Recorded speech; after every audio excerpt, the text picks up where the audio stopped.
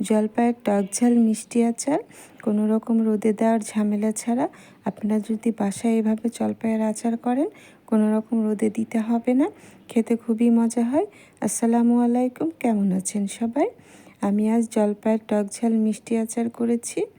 আমি প্রথমে 2 কেজির মতো ফ্রেশ জলপাই নিয়ে নিয়েছি। জলপাইয়ের বটাগুলো ছাড়িয়ে আমি পরিষ্কার করে ধুয়ে নিয়েছি। জলপাইগুলো অবশ্যই পরিষ্কার করে ধুয়ে নিতে হবে। তারপরে আমি এখন এগুলো সেদ্ধ করতে চলে যাব। জলপাইয়ের গায়ে অনেক ময়লা থাকে, সেজন্য জলপাইটা আগে ধুয়ে নিতে হবে। একটি হাঁড়িতে আমি জলপাইগুলো দিয়ে দিয়েছি। এখন আমি দিয়ে দিচ্ছি 1 চামচ হলুদ গুঁড়ো। আরও এখন আমি দিয়ে দেব 2 কাপ পানি।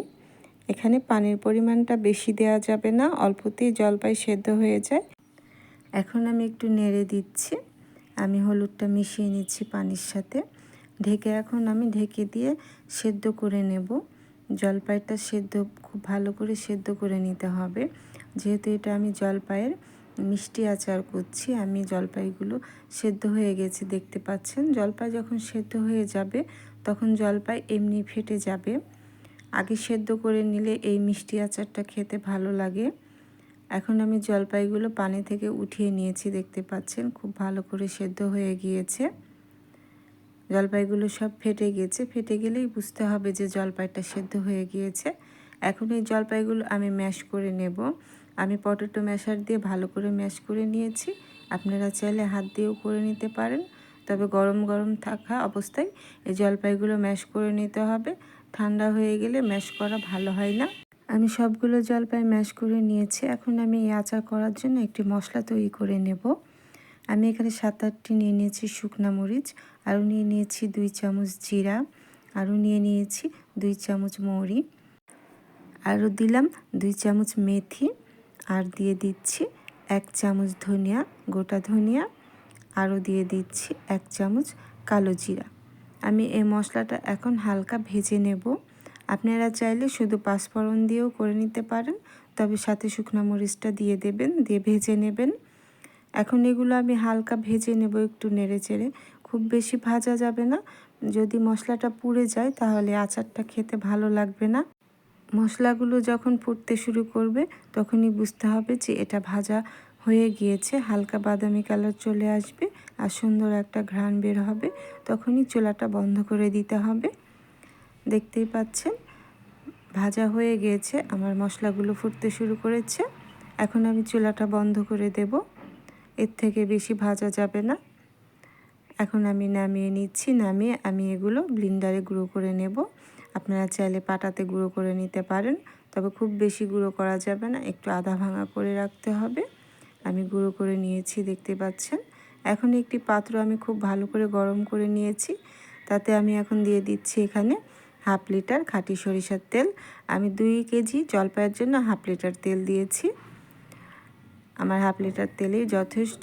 এখন হাত দিয়ে দেখে নিতে হবে তেলটা গরম হয়েছে কি না। তেলটা গরম হয়ে গিয়েছে। এখন আমি 3টা গোটা রসুন আমি থেতো করে নিয়েছি। এখনই আমি গরম সরিষার তেলের মধ্যে রসুনগুলো দিয়ে দিলাম। দেখতে পাচ্ছেন ফেনা উঠে এসেছে।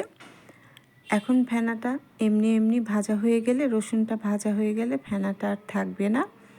তবে রসুনটা ভেজে নিতে হবে, কোনোভাবে কাঁচা থাকা যাবে না, তাহলে আচারটা নষ্ট হয়ে যাবে, রসুনটা ছাতা পড়ে যাবে। সেজন্য খুব ভালো করে বাদামি কালার করে ভেজে নিতে হবে। আমি একটু নেড়ে দিচ্ছি যাতে রসুনটা পুড়ে না যায়, সেদিকেও খেয়াল রাখতে হবে। চুলার জালটা মিডিয়াম আছে।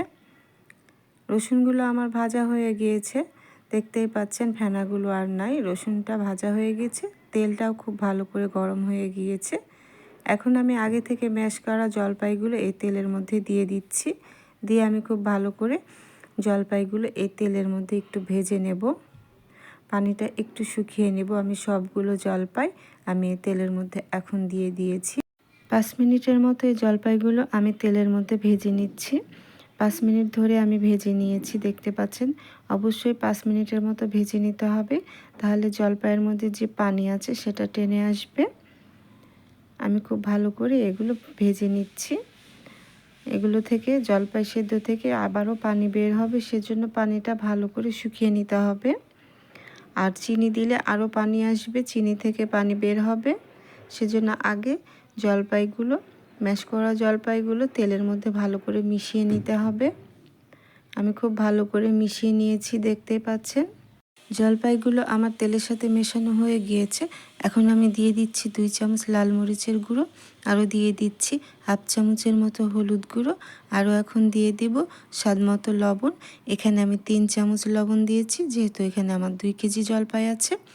আরও আমি দিয়ে দিচ্ছি যে মশলাটা আমি ভেজে রেখেছিলাম, তা থেকে হাফ মশলা আমি এখানে ব্যবহার করছি এখন, বাকিটা আমি পরে দেব। এখন মশলাগুলো খুব ভালো করে এই জলপাইয়ের সাথে আবারও মিশিয়ে নিতে হবে। যেহেতু এই জলপাইটা আমি টক ঝাল মিষ্টি আচার করছি, সেজন্য আমি মরিচের পরিমাণটা দিয়েছি 2 চামচ। আপনারা চাইলে কম বেশি করে নিতে পারেন। এখন আমি খুব ভালো করে মশলাগুলো আবারও তেলের সাথে মিশিয়ে নিচ্ছি, যাতে কোনো রকম গন্ধ না আসে। মশলাগুলো ভাজা হয়ে গিয়েছে। এখন আমি এখানে দিয়ে দিচ্ছি চিনি। এখানে আমি 2 কেজি জলপাইয়ের জন্য 1 কেজি চিনি দিয়েছি। মিষ্টিটা অবশ্যই আপনাদের টেস্ট অনুযায়ী, তবে জলপাইটা যদি টক থাকে তাহলে অবশ্যই 2 কেজি জলপাইয়ের জন্য 1 কেজি চিনি দিতে হবে। তবে জলপাইয়ের পরিমাণ বুঝে চিনিটাও সেভাবে মেপে দিতে হবে। এখন আমি চিনিগুলো খুব ভালো করে মিশিয়ে নিচ্ছি। এখন এই চিনি থেকে পানি বের হবে। এই পানিটা পুরোটাই আমার শুকিয়ে নিতে হবে নেড়েচেড়ে। একটু সময় ধরে এই আচারটা করতে হবে। আর এভাবে আগে তেল দিয়ে তারপরে এভাবে আচারটা করলে বেশি টেস্টি হয়। আপনি যে কোনো মিষ্টি আচার যদি একবারে আগে তেল দিয়ে তারপরে এভাবে ভেজে নেন, ভেজে তৈরি করেন, তাহলে আচারটা নষ্ট হবে না কখনোই, 2 বছর ভালো থাকবে আর খেতেও খুবই মজা হয়। এখন আমি দিয়ে দিচ্ছি হাফ কাপের মতো হোয়াইট ভিনেগার। অবশ্যই এই ভিনেগারটা দিতে হবে। আপনি যদি আচারটা রোদে না দিতে চান তাহলে অবশ্যই ভিনেগার দিতে হবে। ভিনেগার দিলে তাহলে আর আচারটা নষ্ট হবে না। দেখতেই পাচ্ছেন চিনি থেকে কতটা পানি বের হয়েছে। এখন আমি এই পানিটা পুরোটাই শুকিয়ে নেব। আর ভিনেগারটা চিনি দেওয়ার সময় দিয়ে দেবেন, তাহলে পানিটাও টেনে আসবে, চিনির পানিটাও টেনে আসবে। এখন আমি খুব ভালো করে এটা সময় নিয়ে একটু নেড়ে চেড়ে নিচ্ছি, পানিটা শুকিয়ে নিচ্ছি। পানিটা অনেকটাই শুকিয়ে এসেছে, দেখতে পাচ্ছেন। এখন আমি দিয়ে দিচ্ছি 1 চামচ বিট লবণ, আরও দিয়ে দিচ্ছি আগে থেকে যে মশলাটা আমি তৈরি করে রেখেছিলাম, হাফ রেখে দিয়েছি, তা দিয়ে দিলাম। যেহেতু আচারটা আমার অনেকটাই হয়ে এসেছে, আমি আচারটা এখন নামিয়ে নেব, সেজন্য ভেজে রাখা মশলাটা এখন দিয়ে দিচ্ছি, তাহলে ফ্লেভারটা ভালো আসবে। আচারটা আমার অনেকটাই হয়ে এসেছে, আমি আর 5 মিনিটের মতো এখন জাল করে নেব। আমি লবণ দিয়েছি, বিট লবণ দিয়েছি, সেজন্য একটু জাল করে নিচ্ছি, যেহেতু লবণ থেকেও পানি বের হয়। আর আমি আচারটা আগেই বলেছি আমি রোদে দেব না, সেজন্য আমি খুব ভালো করে পানিটা টানিয়ে নিচ্ছি। জলপাইয়ের টক ঝাল মিষ্টি আচারটা আমার তৈরি হয়ে গিয়েছে। আচারটা এখন আমি নামিয়ে নেব। আচারটি আমি আর জাল করব না। জলপাইয়ের আচারটি আমি নামিয়ে নিয়েছি, দেখতে পাচ্ছেন কতটা লোভনীয় হয়েছে খেতে। আর কোনো রকম রোদে দেওয়ার ঝামেলা নেই। এখন আমি আচারটা বয়মে ভরে রেখে দেব। 2 বছরের মতো আপনি নর্মাল তাপমাত্রায় রেখে খেতে পারবেন। জলপাইয়ের এই টক ঝাল মিষ্টি আচারটা খেতে খুবই মজা লাগে। দেখতে পাচ্ছেন একবারে জেলির মতো হয়েছে আচারটি।